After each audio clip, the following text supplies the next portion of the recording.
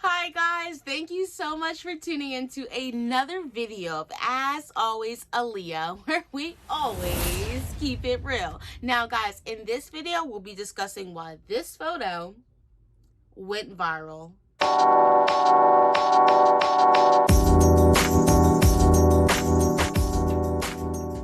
Okay guys, so like I said, we'll be discussing why this photo went viral. I was already thinking about doing this video, and after I saw this photo, I just knew that I had to come on here and use my platform to express what is going on in the natural hair community. So like the rest of the world, I was shocked when I seen this photo of this beautiful black woman wearing her natural afro hairstyle on television. So before I get into why this photo is so important, I just want to give a little bit more background information about who this woman is and how amazing she really is as well. This is Tashara Parker. She currently works at CBS 19 in Texas as an evening news anchor. She's been in her job for about 4 years, and she has a long career as a news anchor. And Tashara has been extremely comfortable expressing her natural self and her natural hairstyles in their natural state. Now guys, to get to why this photo is so important and why this photo went viral is because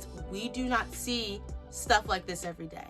We don't see black women on the news rocking hairstyles like this. To us, as how we grew up and how we were told, it's unacceptable or it's unprofessional to wear a hairstyle like this in a corporate environment or in a work environment. It's not accepted, it's not professional, it's not welcomed, and people will complain if you wear your hair certain ways as a black woman. So when Tashara Parker wore her hairstyle however she wanted to in these epic, and this is like a traditional African hairstyle. This is so beautiful, neatly parted. She definitely blessed us that night with that hairstyle, and we are so happy and so proud that we have women like her in the community that are ready to stand up for our rights and to know that hair discrimination is wrong and racial discrimination is wrong. You should not judge somebody off of how they wear their hair or off the color of their skin. It's been a long, bumpy road for black women in corporate America.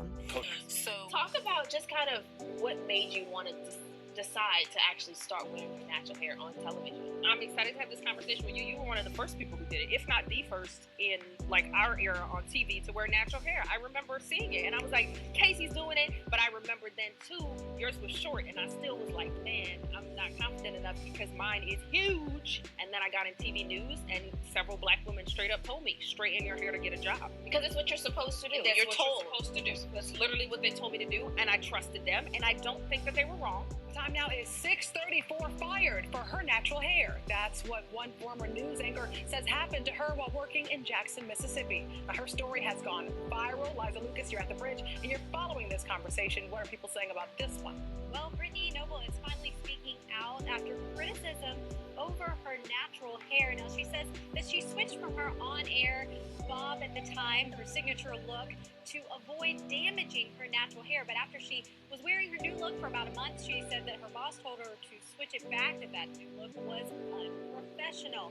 Now, Too big, I needed to straighten it. Straighten it out. It would be distracting. It's a word they use. Well, distracting, that's a very interesting word.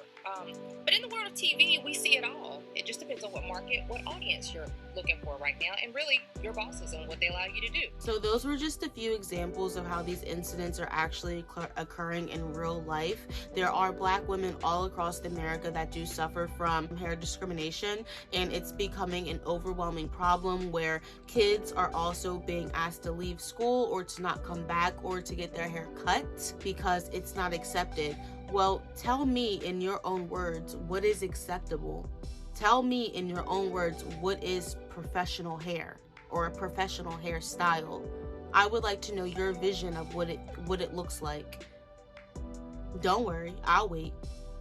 We salute Tashara for being comfortable in her own skin, but sometimes it's not about being comfortable. Even if you want to wear your hair like this to work, your director may say it's not a good idea or it's not recommended. So I already knew that this was going on in a professional work environment. When I first started working after college in corporate America, I did feel uncomfortable wearing my hair to work in its natural state. I, like many of you, have been asked abnormal questions about my hair. I have also been told to move my seat because my hair was blocking the view. Yes, that is a viral TikTok, and it is real life as well. People will ask you to get up if your hair is too big because they cannot see the board or whoever is in front of the class or in front of the room trying to teach or direct or whatever the case may be. So I have fallen victim to it as well. But guys, I have never stopped wearing my crown so proudly. For someone to decide that we can't bring our dreads, our locks, our braids, our natural hairstyles into the workplace, unacceptable in 2019. And with the support of Doug, we had a call to action to change that.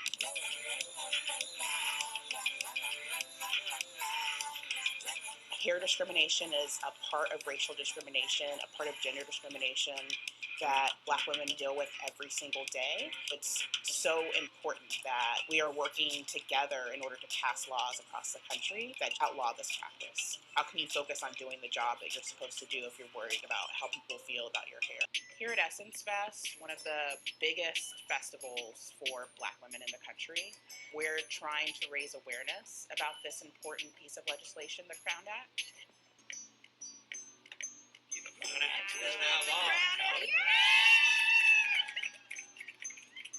In the clips to follow, you'll see how many news anchors are actually wearing their natural hair live on the news and how it's inspiring the next generation to come.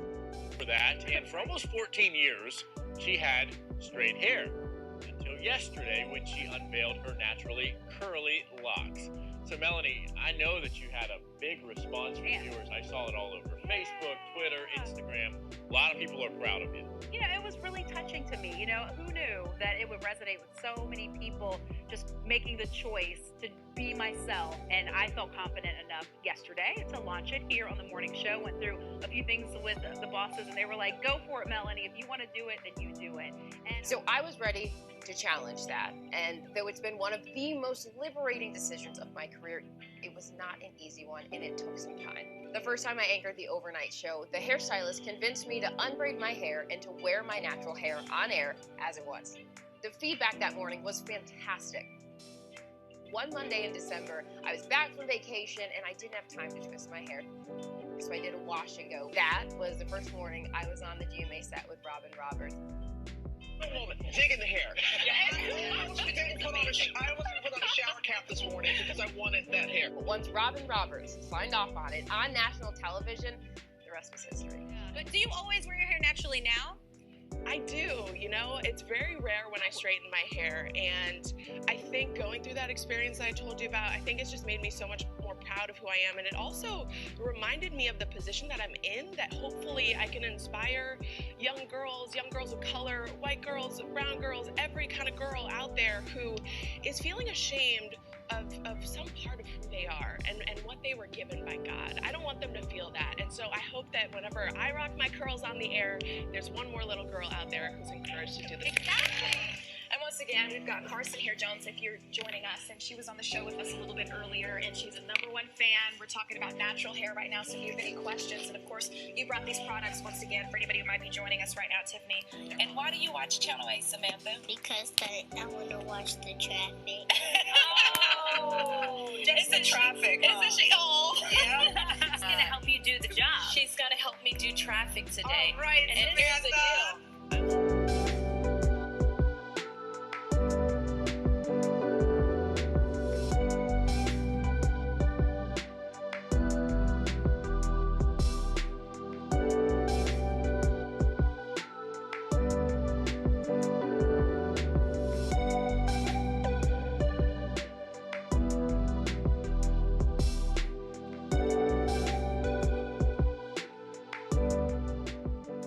Before I let you guys go, I am going to close with a message directly from Tashara herself. She did receive some negative backlash for wearing her afro textured hairstyle on the evening news, and this is what she had to say about it. And again, Tashara, we thank you.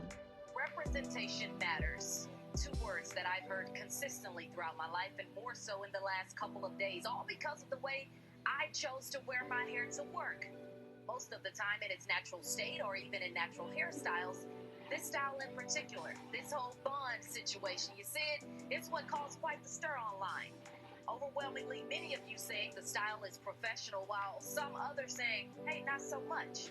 Well, here we are at another intersection of black hair and what's considered professional in the workplace or even in schools. The question is, who determines what's professional these days? And why do some people feel like natural black hair and hairstyles are a debatable topic? It's not. From afros to curls to kinks to braids, even straight and anything in between. As black women, we rock it all. The question becomes, why does it even matter how we wear our hair? Why does hairstyle determine our level of professionalism in the workplace? The way hair grows out of your head shouldn't be a trending topic on social media. The style that you wear also shouldn't trigger that type of a reaction. You know, we've seen so many situations where black people are discriminated against because of the way we choose to wear our hair. You remember that Texas teen who was suspended and banned from attending his own graduation because he wouldn't cut his dreadlocks? Because apparently they were too long, violating a 30-year-old dress code policy at the school.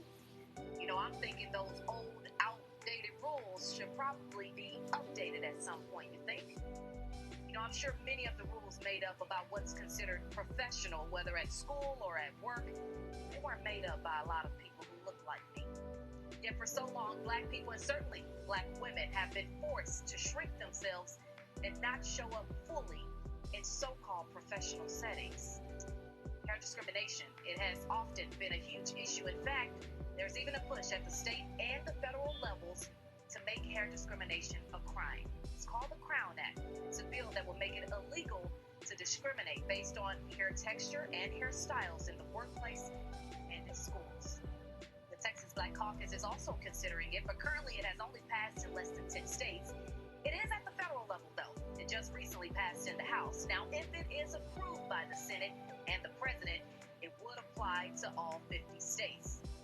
You know, it's real sad we need a law just so that we can exist as our natural selves. But here we are, so I guess we'll wait and see how that goes. By the way, if you are one of those people typing on your keyboard about this style not being professional, please help me understand. Why does my crown offend you so much? What you may not realize is it takes a level of confidence for black women to show up fully in all their glory without having to adjust to who's in the room or how they will be perceived once they get there. It is work. So before you decide to offer your little feedback about how someone should wear their hair, I ask that you examine what's really causing you to think such a way.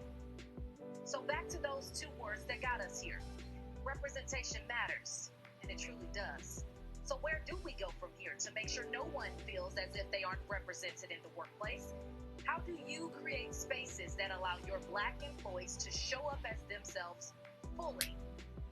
That, my friends, is where the true work begins. It's not hard, it just needs to be done. And for those of you who likely missed the point of all of this, don't get so bothered by appearance that you miss out on what's really important. I'm Tashara Parker. Let's all do that. So guys, that pretty much sums up this video. I mean, she completely took the words right out of my mouth. I am blown away that we are in 2020 and still having to fight to just be equal. Like, how many years, how many decades, how many centuries are we really gonna have to go through this? And it's crazy, and it's not going to happen until we are seen as equals. And until then, we will continue to fight. We'll fight with things like the Crown Act, and we'll fight with being self-expression. We'll fight with our platforms that we have, and we'll continue to be the voice for the next generation. I really hope that you guys enjoyed this video. I hope that you learned a little bit more about what Black women are going through in a corporate environment. Guys, please like, subscribe, and share this video. Share it with all your friends and family, so they can see the importance of hair discrimination and why it should not be accepted in a corporate or school environment.